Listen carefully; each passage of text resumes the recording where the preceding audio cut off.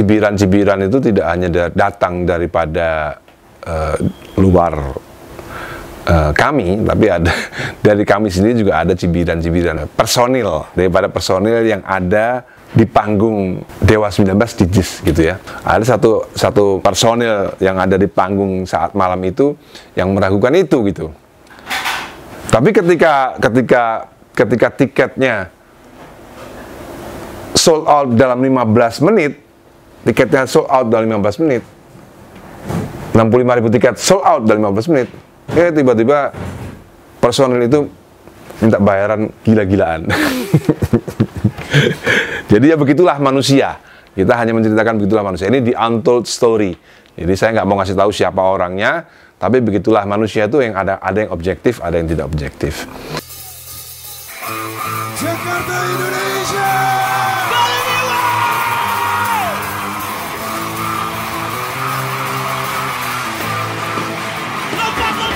Teman-teman dan guest mania, jangan lupa tanggal 9 Maret itu ada tayangan ulang daripada Dewa 19 konser pesta rakyat di Jakarta International Stadium. Bagaimana caranya supaya bisa menonton itu tidak di YouTube, bukan di YouTube ya. Sekali lagi, bukan di YouTube. Nontonnya itu di videolegend.tv.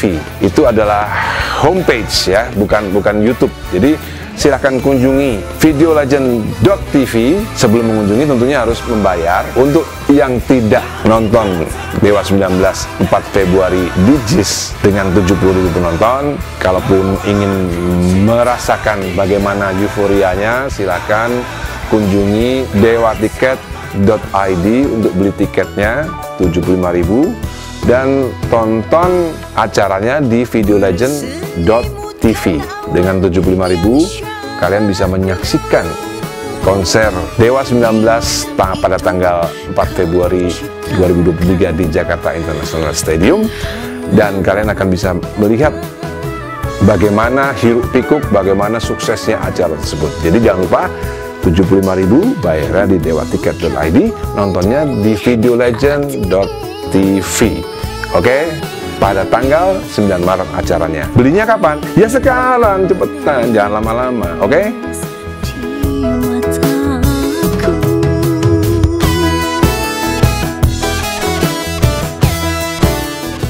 Assalamualaikum warahmatullahi wabarakatuh. Teman-teman, kemarin sudah nonton kan Dewa 19 JIS di Untold Story yang pertama.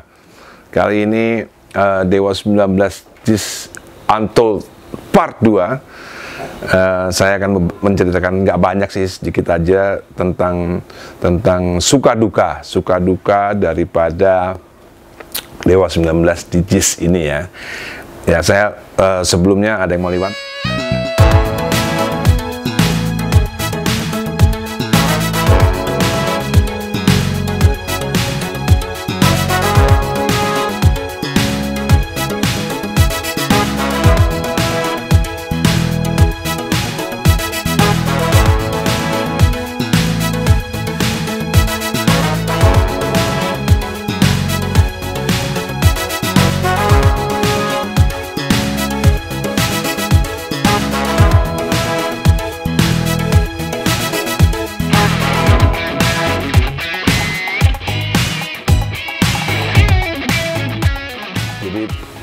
Mungkin masih menjadi benang merah dari Dewa 19 di Untold Story yang pertama dan di Untold Story yang kedua episode ini.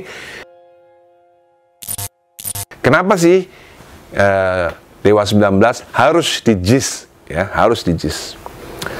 Kenapa nggak di GBK gitu? Jadi sebenarnya gini teman-teman, kenapa harus di JIS?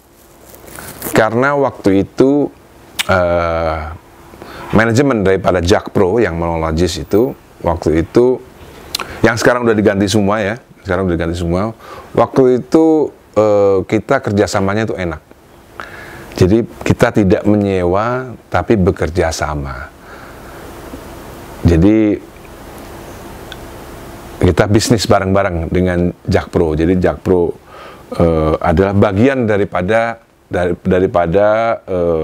promotor. Jadi promotornya ada dua. Jadi Jakpro dan kita, gitu. Itu yang menyebabkan kenapa kita memilih JIS. Karena ada bentuk kerjasama itu. Kalau di GBK nggak bisa ada kerjasama. Kita harus bayar, which is itu mahal banget, teman-teman. Nggak mungkin sanggup lah, nggak mungkin sanggup. Kalau nggak band yang benar-benar hebat, itu nggak mungkin sanggup untuk bayar GBK lalu bikin konser di GBK. Harus siap rugi. Nah, kita ini adalah orang-orang yang nggak siap rugi karena kita bukan orang kaya. Jadi ya kita nggak siap rugi gitu. Kita mau, kalau mau sukses acaranya, ya kita sama-sama sukses. Kita sama-sama meraup untung gitu ya. Artinya konsep kerjasama dengan JIS waktu itu seperti itu. Jadi kenapa harus di JIS ya? Karena JIS memberikan kemudahan untuk bisa Dewa 19 tampil di stadion besar dengan kapasitas 65.000. Nah, kenapa begitu ya? Nggak tahu. Buktinya JIS punya kelebihan itu dibandingkan GBK. Makanya Dewa 19 manggung di JIS. Begitulah teman-teman sebab musabab kenapa Dewa 19 manggung di JIS ya. Jadi sebenarnya cibiran-cibiran itu tidak hanya datang daripada luar kami, tapi ada dari kami sendiri juga ada cibiran-cibiran. Bukan cibiran ya, sebenarnya hanya menganggap Dewa 19 itu apa bisa manggung di stadion gitu. Jadi ini yang mempertanyakan ini dari kami gitu, daripada personil yang ada di panggung Dewa 19 di JIS gitu ya. Bukan kru, bukan manajemen, tapi personil yang ada di panggung Dewa 19 yang kita bisa saksikan ketika dihadiri, ditonton oleh 70.000 penonton. Jadi orangnya ada di situ. Awalnya dia tanya sama manajer kita, apa bisa tiketnya laku 65.000? Ya waktu itu kita juga nggak yakin juga gitu kan. Tapi kan kita mau itu bisa terjadi gitu. Ada satu personil yang ada di panggung saat malam itu yang meragukan itu gitu. Tapi ketika tiketnya sold out dalam 15 menit, tiketnya sold out dalam 15 menit, 65.000 tiket sold out dalam 15 menit, tiba-tiba personil itu minta bayaran gila-gilaan. Jadi ya begitulah manusia. Kita hanya menceritakan begitulah manusia. Ini the untold story. Jadi saya nggak mau ngasih tahu siapa orangnya, tapi begitulah manusia itu yang ada yang objektif, ada yang tidak objektif. Ada yang take it benefit, ada yang ambil aji mumpung namanya bahasa Jawanya gitu ya. Jadi nggak perlu dipikir siapa orangnya, yang jelas hal-hal seperti ini memang terjadi. Tidak hanya di luar Dewa seperti yang saya ceritakan dalam episode Untold Story yang pertama.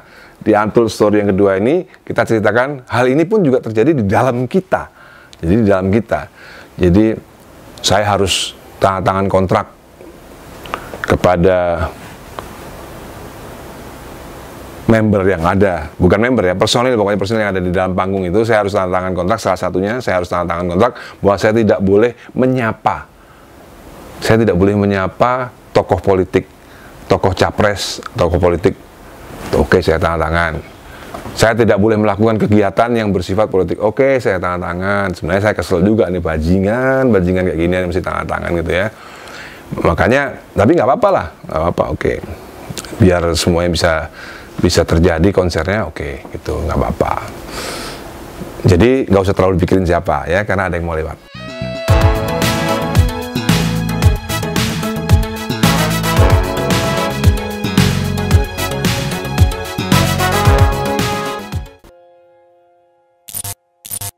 Jadi begitulah teman-teman di Untold Story Part 2 ya. Jadi di Untold Story Part 2 yang kita bicarakan adalah mereka-mereka yang ada di dalam kita gitu ya. Yang dalam kita yang juga menurut saya jauh dari bersifat objektif gitu ya. Memang tidak mudah menjadi objektif, itu tidak mudah. Karena itu dibutuhkan yang nomor satu common sense. Dia harus bisa mendigest common sense gitu ya, mencerna common sense gitu. Kalau bukan daripada mereka-mereka yang punya common sense baik, itu memang sulit gitu, sulit. Jadi sekali lagi saya pribadi Dhani Ahmad Prasetyo, partai saya saat ini tidak mendukung Anies Baswedan menjadi capres di 2024.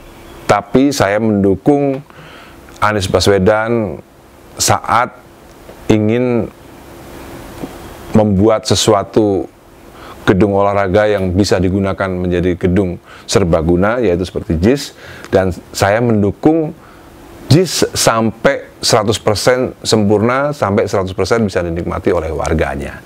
Itu yang namanya objektif. Oke? Salam common sense dari Ahmad Dhani Prasetyo. Sampai ketemu di episode berikutnya. Mungkin ada lagi di Untold Story Part 3. Assalamualaikum warahmatullahi wabarakatuh.